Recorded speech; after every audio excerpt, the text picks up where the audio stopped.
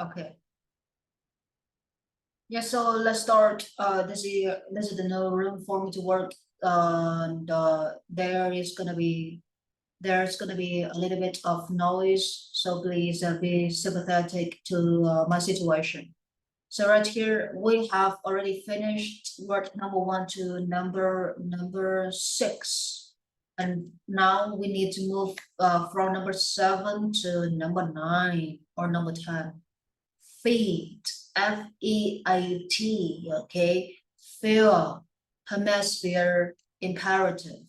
Before we go on with the practice of the vocabs, I am gonna give you like 5 minutes for you to prepare the ideas for these 4 words. Also, you have more time to find out a little bit about the definitions of the words. So right now, I'm gonna give you like 5 minutes for your prep. Please try to prepare, okay, as many ideas as possible. I'm gonna set the alarm clock in order to remind you of the time provided for you. Let's start.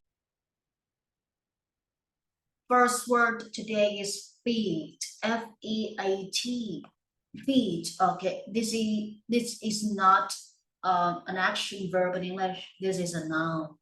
You can say that a considerable feat. It's like a difficult, challenging, skillful, brave achievement.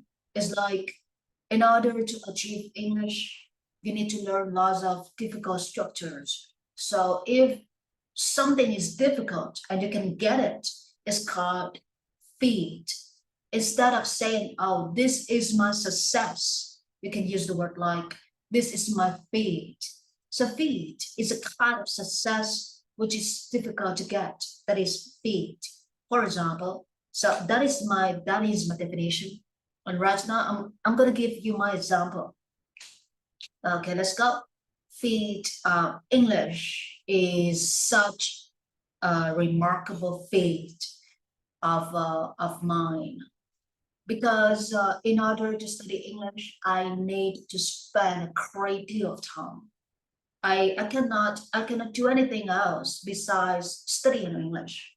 For example, I can say that I cannot go out, I cannot hang out with my friends, I cannot spend time watching too much TV because I'm gonna feel difficult and really hate when somebody just interferes with my studying. So I can say that studying English is such a feat, is such a difficult success. So something is difficult, but you still can get it. You will use feat. Something is a feat. Something is such to impress. Okay, such a feat. Okay, that is it. And this is my situation. Let's hear from you, Tim. Let's go, Tim. Okay. Can you hear me? You're clear. Clear, Tim. Okay. Okay. So here's my my my example about fit.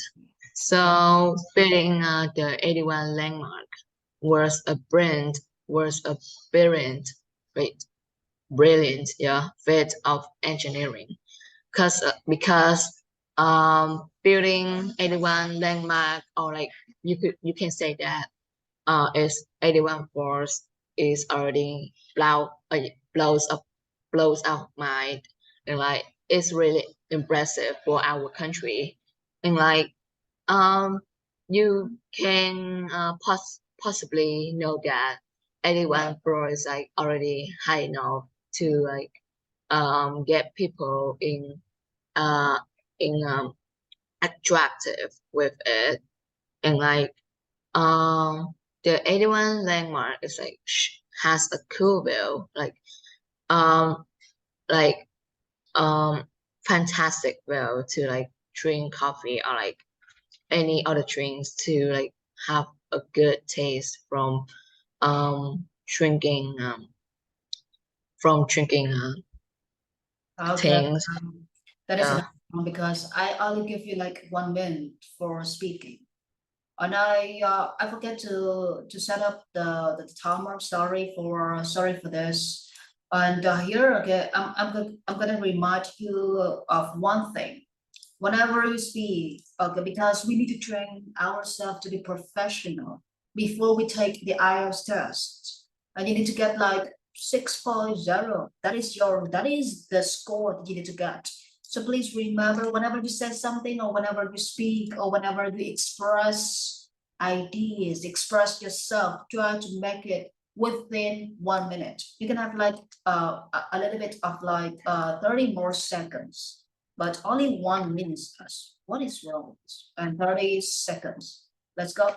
Yeah, please remember this rule. So I'm gonna leave the timer right on the right corner of the laptop of the screen. And here, feet. You use landmark as the feet of engineering. That is a perfect example. Very good example. Such a prolific example of feet. Very good. Let's move to the second word, fuel. Yeah, fuel like gasoline. Okay, gasoline is a kind of fuel that we use these days. Let's start with me. 1 minute and 29 seconds. Fuel. These days I use everything by fuel. I often use my motorbike to go from places to places. And my motorbike is gasoline motorbike. It's not an electric motorbike because I've been using this kind of gasoline motorbike for more than 10 years since the day that I entered university. Yeah, when I entered university, my parents bought me a gasoline motorbike because at that time they didn't have electric motorbike, but I prefer to use gasoline motorbike because it's better for me to drop off at any kinds of gasoline or petrol stations on the street. I don't need to fight. I don't need to try to find out where the electric station is located.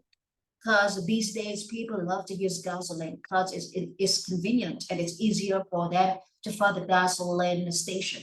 But it's extremely difficult and inconvenient to use the electric vehicle because you need to find the electricity pumping station. But it's not common and it's not popular in Vietnam. That is my situation for fuel, Tim. Let's go with you. I'm gonna set the timer, Tim. Let's go, Tim. Okay.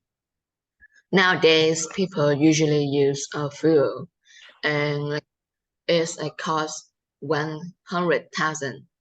But instead of using fuel or like wasting our materials from natural or like mother nature, yeah, we could possibly like use like electric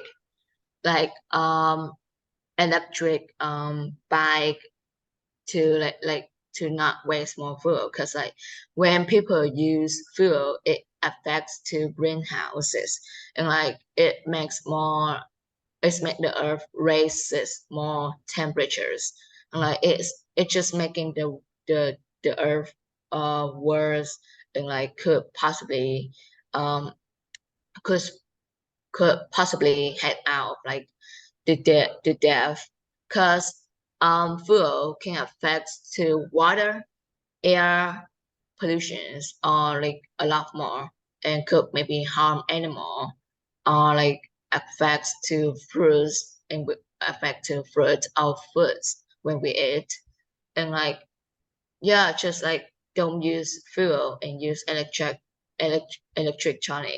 to like less more waste and like save the earth.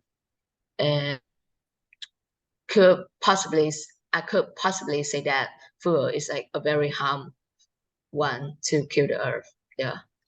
Yeah, okay. It's much better than the first time because this is the remote class after that holiday, but everything is gonna be okay. So first of all, we need a little bit of warming up. This class is such a warm-up class. So whatever you do, you need to try your best to provide me your English examples. Don't say that you don't have any ideas. Don't say that your ideas are a lot and you need more time to express yourself. It's not good. I'll give such a warm-up for today. The third word today is hemisphere. Okay, hemisphere. It's like hemisphere. So the hemisphere is like the northern, the north part of the earth and the south part of the earth. Okay, let's start here. The hemisphere is okay, is a part of the earth, is a part of the earth. So the earth is going to be divided into two halves.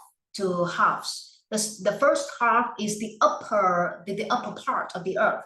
It's called the northern hemisphere. And the lower part of the earth is called the southern hemisphere. So you can, for this word hemisphere, we don't have any kinds of examples because we are not scientists. And instead of giving examples, you can give the definition of the word. That is the way that you speak English to get IELTS 6.0, 6.5. If you don't have any examples, because this word is related too much, okay, it's related to science and too much about science. So we need to give a definition in English, but your own definition, and don't copy the definition of the dictionary. So for me, okay, for this word, I can only say that hemisphere is the word for us to describe, okay, the part of the earth. The upper part is called the northern hemisphere. The lower part of the earth is called the southern hemisphere. So that is my practice for this word. Let's go with you, Tim. Okay. Oh, right. So let's go to. I just have like a little bit idea for this hemisphere because I don't know a lot about geography. Yeah. Yeah. So just go with it. Okay. You basically know that about geography. Asia is from like from south hemisphere, like is in the middle center. I think that is near the center of the like um uh like the string, I think, and it's very hard in Asia, like in Vietnam or in many countries that in north in south hemisphere, because is near to the strings from the earth, I think, and it affects a lot to our country. Like we could have like maybe we have like flood because like we're chopping trees too much and like affect to affect the environment. And in other hemisphere, like um south, east, west, or like that, it could have like better environment. Yeah, that's just all my ideas.